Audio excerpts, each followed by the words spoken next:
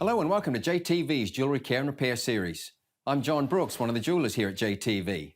Our lesson today is how to clean Tanzanite jewelry. Now, Tanzanite is a sensitive stone and great care should be taken when cleaning it.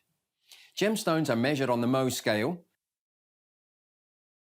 Now, talc, or commonly known as baby powder, is a 1.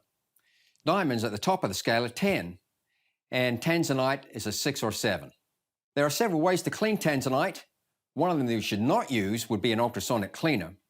The greatest cause of damage to gemstones that are sensitive like Tanzanite would be thermal shock. And that means taking the gemstone from one extreme temperature to another. And what I mean by that is perhaps taking it from an ultrasonic to rinsing it under cold water to steaming it again under hot water. What that will do is shatter the stone and it'll absolutely just break it in two in some cases. So we need to avoid that at all costs. The easiest and most simple way would be some soapy water and a toothbrush. So let's get started. We can just dip it in there. We can scrub it up underneath the gallery here. That's where it's probably the most difficult part to get to, and certainly under the pavilion of the stone.